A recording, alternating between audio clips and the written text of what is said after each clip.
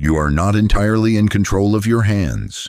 Right now, there is a specific sequence of words, a precise frequency of sound, or a sudden visual shift that can make you stop scrolling, open a new tab, or buy a product without your conscious mind ever making a deliberate choice. Behavioral psychologists call these execution anchors. They are invisible psychological tripwires planted in your environment by design. And here is the shock. Most of the actions you took today were not born from your own free will. You were simply reacting to a trigger that someone else calibrated for you hours ago. If you do not learn how these anchors are constructed, by the end of this video, you will spend the next 10 years wondering why your goals are consistently derailed by habits you swear you never chose to start. In the mid-20th century, a series of experiments radically altered our understanding of human agency.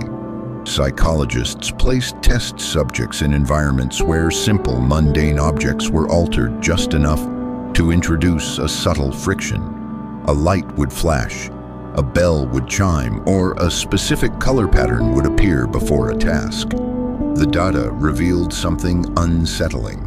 The human brain does not wait to process the meaning of a stimulus before it prepares a physical response. Instead, it creates an automated pathway.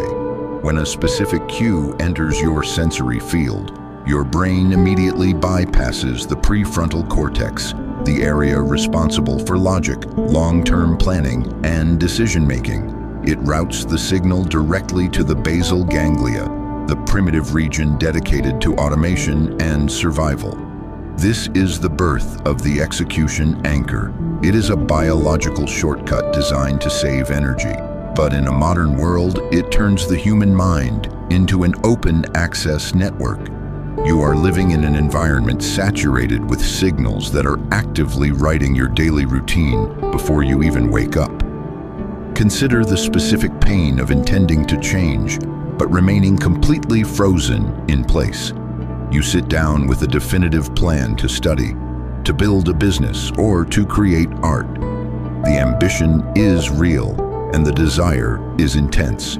Yet within 10 minutes, you find your fingers opening an app, checking a notification, or walking to the kitchen.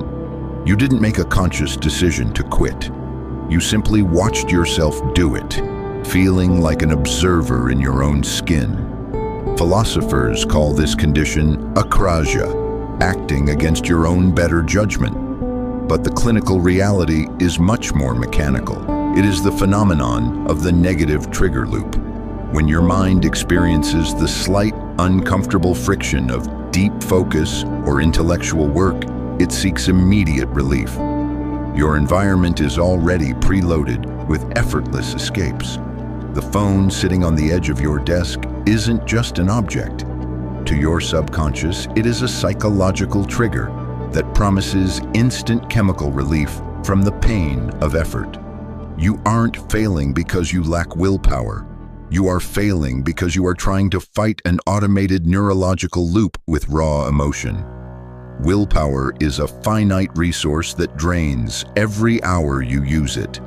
An environmental trigger, however, never gets tired. It sits quietly, waiting for your focus to drop just a millimeter, and then it pulls you back into the old sequence. This brings us to the nature of human desire. What do you actually seek? Success, discipline, or complete control over your time? The psychoanalytic perspective tells us that we do not actually desire the end state. We desire the momentum of the pursuit. We want to feel like we are moving toward an optimized version of ourselves. Architects of modern technology understand this desire perfectly. They don't try to force you to spend hours on an interface by showing you the end of the road. Instead, they weaponize variable rewards. Think of a slot machine. If it paid out every single time you pulled the lever, the psychological tension would vanish and the habit would die. The addiction lives entirely in the uncertainty. When you check a feed, open an email, or wait for an analytical report, your brain releases a surge of dopamine, not when you get the reward, but in the exact second before you see it. The trigger is the anticipation. You are being conditioned to crave the pull of the lever, not the prize. Your highest desires for productivity and impact are systematically hijacked by micro-rewards that give you the illusion of action while keeping you entirely stationary.